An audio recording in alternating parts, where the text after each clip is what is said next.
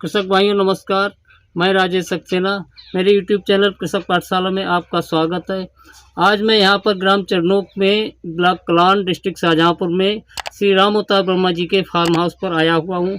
यहाँ पर ऑर्गेनिक का कार्य चल रहा है, क्लस्टर बना हुआ है और यहाँ पर कार्यकारी संस्था फ्यूचर फूड्स जयपुर राजस्थान की कार्य कर रही है और ये क्लस्टर डास्प के अंतर्गत बनाया गया है। आज यहाँ पर मैं राम अवतार वर्मा जी से सीखूँगा या आपको दिखाऊँगा कि घन जीवामृत कैसे बनाया जाता है और इसका क्या उपयोग होता है। वर्मा जी नमस्कार। नमस्कार भाई। वर्मा जी, हमारे कृषक दर्शकों का मार्गदर्शन कीजिए। आप जैविक में काफ़ी समय से कार्य करते आ रहे हैं, आपका स्वागत है। किसान भाइयों को राम अवतार वर्मा का नमस्कार। आशा करते हैं कि आप सब खुश होंगे, स्वस्थ होंगे और स्वस्थ होंगे। तो बात आती है स्वस्थ रहने की।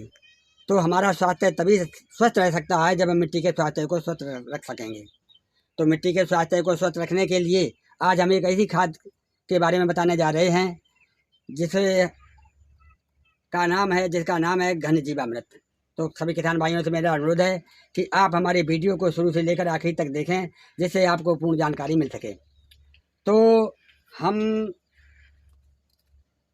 अक्सर देखा गया है कि हमारे किसान भाई 50 से 100 क्विंटल गोबर की खाद एक एकड़ खेत में प्रयोग करते हैं। इतनी खाद की मात्रा हमें अपने खेत में डालनी नहीं चाहिए, इसकी कोई ज़रूरत नहीं है। हमें मात्र 4 क्विंटल जो हमारा घन जीवामृत के माध्यम से जो खाद बनाने जा रहे हैं, वही हमें एक एकड़ खेत में प्रयोग करना है, जिससे हमारे इस घन जीवामृत से असली चमत्कारी परिणाम भी देखने को मिलते हैं। तो हम घन जीवामृत कैसे बनाएंगे? हम इस गोबर को, हमारे पास ये 2 क्विंटल गोबर है, 2 क्विंटल गोबर है, चाहिए हमको 4 क्विंटल, मगर हम 2 क्विंटल गोबर से ये घन जीवामृत बनाने जा रहे हैं। तो हम सबसे पहले डंडे की सहायता से हम इसमें गड्ढे करेंगे और इन गड्ढों को करके इस जीवामृत को हमने पहले से बना लिया है। अब इसमें से जीवामृत हम ले जा करके हम उन गड्ढों में डालेंगे जो हमने वहाँ पर बाल्टी में भरकर रख लिया है। तो हम इन गड्ढों में इस जीवामृत को डालेंगे। इस प्रकार से हम जो गड्ढे करते हैं वो हम 1 से 1.5 फुट की दूरी पर गड्ढे करते हैं। और हमारा अब ये जीवामृत है वो लगभग सभी गड्ढों में पड़ चुका है। अब हम इन गड्ढों में जीवामृत को डाल चुके हैं। डालने के बाद इसको हम 7 दिन के लिए इसी प्रकार छोड़ देंगे। 7 दिन बाद हम इसे गोबर को फावड़े की सहायता से अच्छी तरह काट कर मिलाएंगे। तरीके से पहले सप्ताह के 7वें दिन हमने ये फावड़े से अपने इस गोबर को, जीवामृत को अच्छी तरह से मिक्स कर दिया है। अब हम इसको समतल कर देंगे इसको। फिर जो पहले सप्ताह में हमने जो क्रिया की है उसी क्रिया को हम फिर दोहराएंगे। तो हम डंडे की सहायता से फिर इसमें हम गड्ढे करेंगे 1 से 1.5 फुट की दूरी पर। ये प्रक्रिया हमारे दूसरे सप्ताह की है। तो दूसरे सप्ताह में शुरुआती दिन में हमने गड्ढे कर लिए हैं। अब हम इसमें गड्ढों में जीवामृत डालते हैं। पहले जैसी प्रक्रिया हम अपनाते हैं।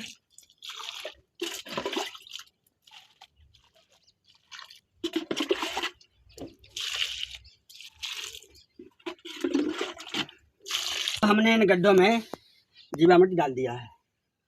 फिर पहले सप्ते जैसा हम इसको फिर दोबारा दूसरे सप्ते में इसको छोड़ देंगे 7 दिन के लिए। जब 7 दिन का अंतिम दिन आएगा उसी दिन हम फिर फावड़े की सहायता से इसको फिर मिलाएंगे। तो हम इसको फावड़े की सहायता से इसको मिलाते हैं। तो हम फावड़े से तब तक मिलाएंगे जब तक हमारे इस गोबर की नमी समाप्त न हो जाए।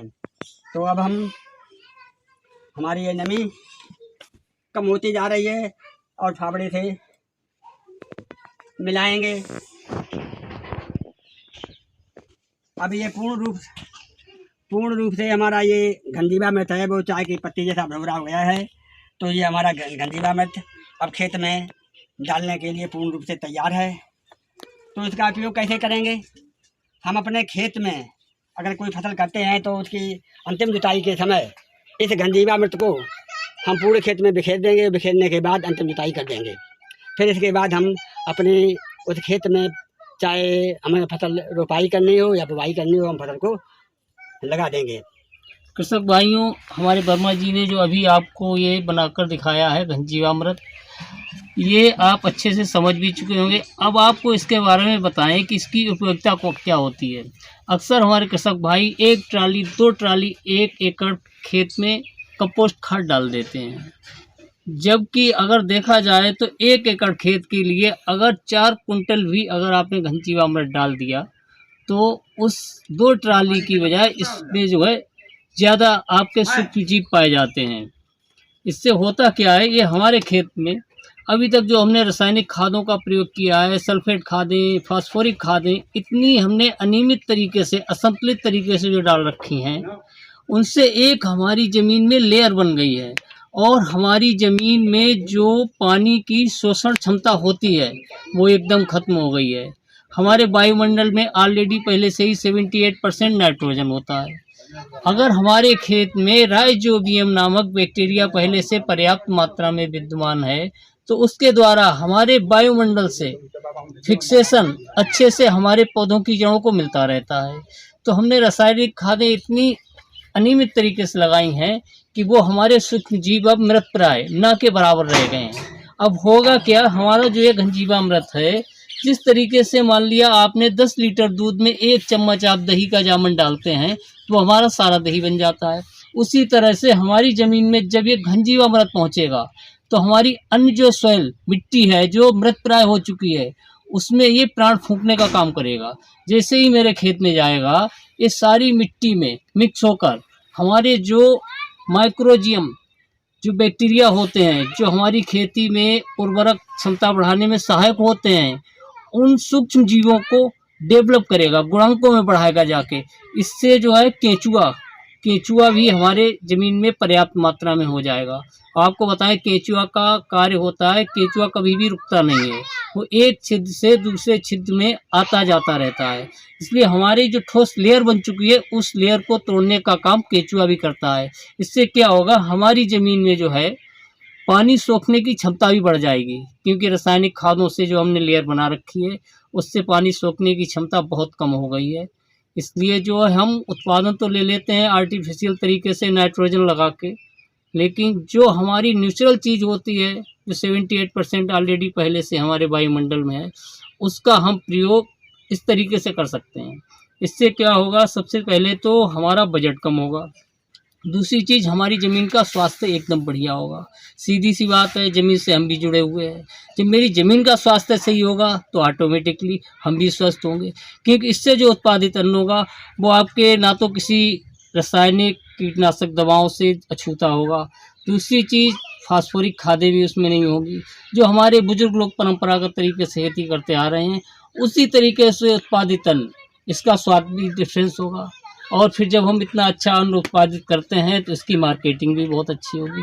कुल मिलाकर आज के समय में फिर से हमें जैविक की ओर आने की आवश्यकता है। तरह तरह की बीमारियां आ रही हैं, जिसका हमारे कृषक लोग, हमने मान लिया उत्पादन ज़्यादा कर लेते हैं रासायनिक खादों से, लेकिन एक बड़ा बजट हम स्वास्थ्य पर खर्च कर रहे हैं। अगर हमारा वो बड़ा बजट जो है स्वास्थ्य का अगर इस तरीके से खेती करने की पद्धति से बचता है तो मैं तो यही कहूँगा कि भले ही थोड़ा कम उत्पादन हो लेकिन समृद्धि इसी पद्धति से आ सकती है। फिलहाल जानकारी आपको अच्छी लगी हो तो कृपया मेरे चैनल को लाइक करें, सब्सक्राइब करें। कोई भी सुझाव हो अवश्य दीजिएगा ताकि मैं अगली बार कुछ अच्छा प्रदर्शन कर सकूं। नमस्कार, धन्यवाद।